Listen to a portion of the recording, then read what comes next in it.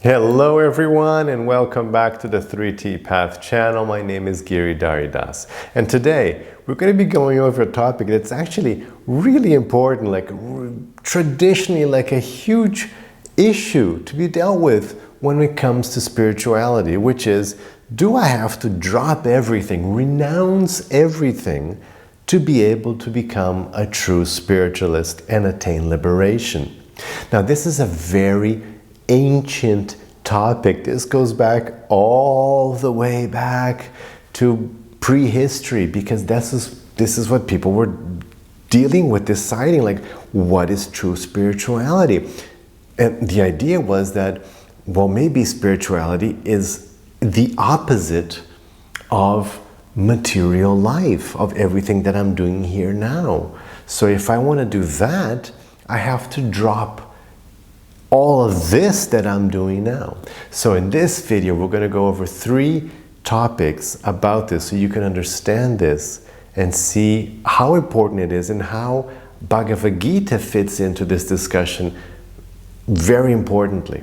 So, first thing is, like I said, it's very ancient. This discussion goes all the way back, and of course throughout history, as far back as we can see, you have these renounciants. Especially in the Indic tradition, people would leave everything and go off, but really leaving everything. I mean, I'm talking about going naked, just drop everything, have nothing, and go off. Usually they would go off into sacred forests, into the Himalayas, into the caves, or near a holy river, and you would just not have any contact anymore with your past life, with family. What speak of family? No contact, family.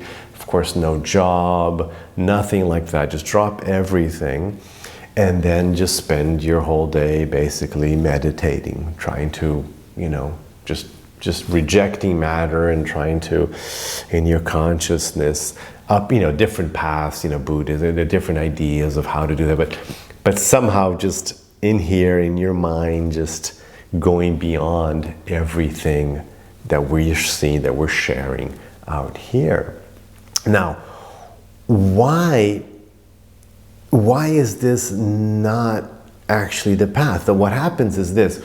First thing you have to understand is that spirituality, transcendence, acts on top of life. Because actually, there's nothing you can do. I mean, you're in matter anyway. Like, no matter what you try to do, you're still in a physical body, and you're incarnated, you're in flesh, you're in incarnate, walking around the planet Earth in the solar system. So there's nothing you can actually, you can't go beyond that anyway.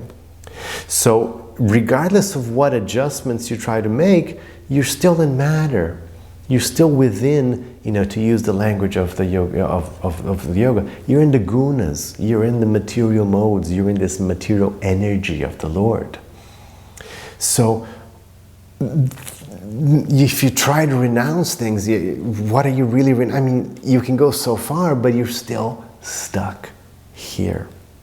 So what Bhagavad-gita explains then, Bhagavad-gita comes in this scenario, people are trying to figure these things out. In Bhagavad-gita, Krishna explains a completely different concept.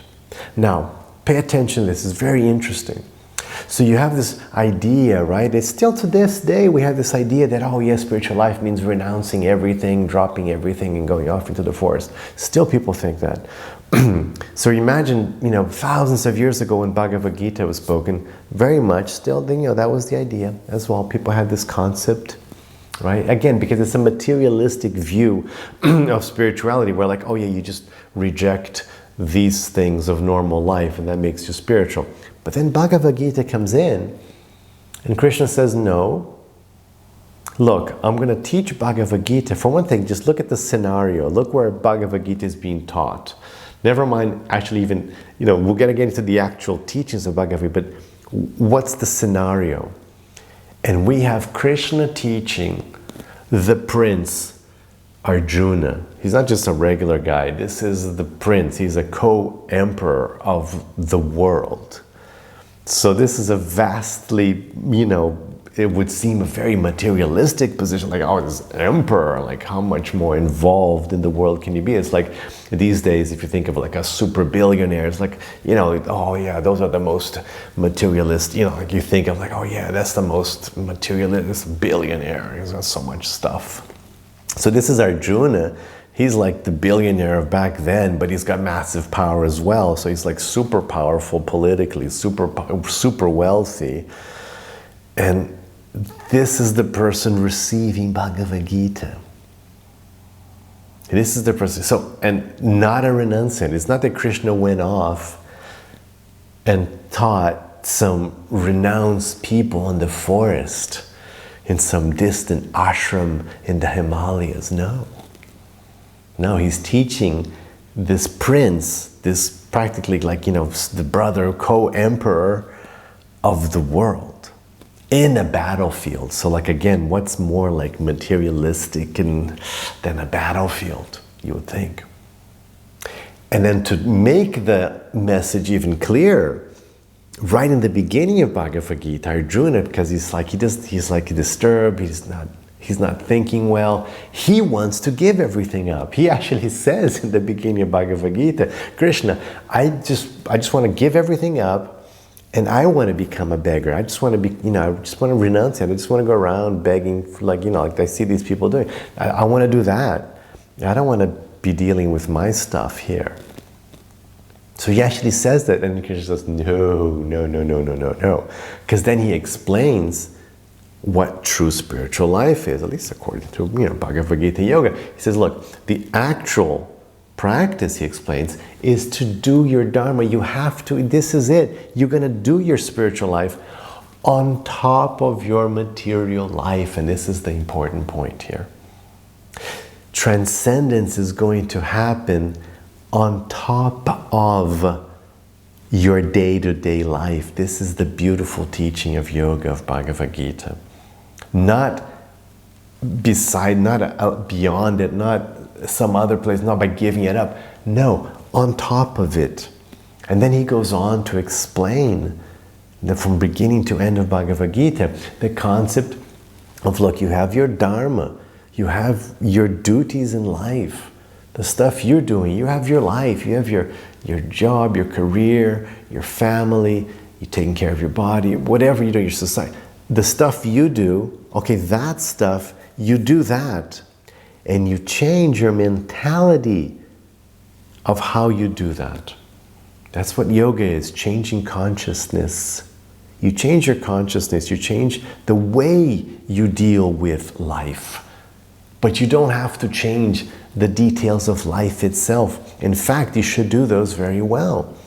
And if you do walk out and give up, that might be a fault. Like Arjuna wanted to give everything up, and just no, you can't do that. That's going to be like a fault.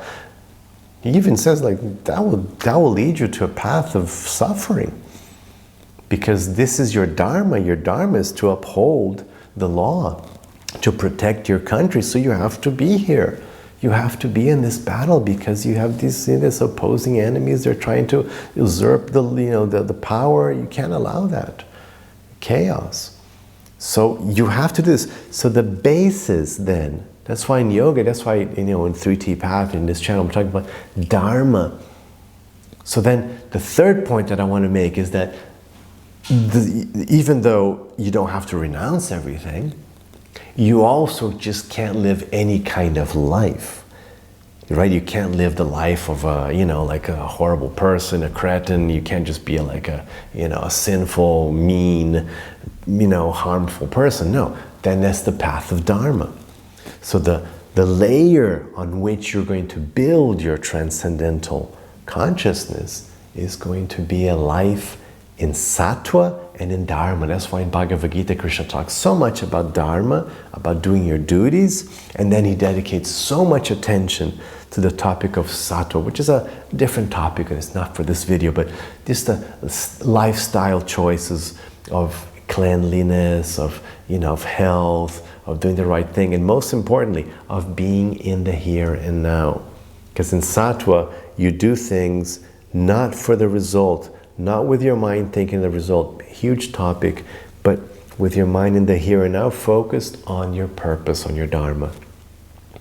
So with that layer of dharma and sattva, then you have you can develop this beautiful transcendental consciousness. Then Krishna talks about bhakti, so then you develop the transcendental spiritual life on top of that.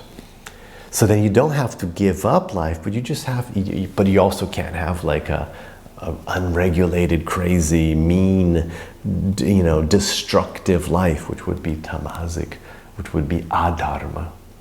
Okay, so it's very important point. So that's and again, it's an ancient, and to this day, you have people like thinking they have to give everything up because they didn't, they don't follow Bhagavad-gita, they don't understand Krishna's message, and this people write to me like, oh, maybe I should give everything up or walk away from my family. I said, no, you can't do that. No.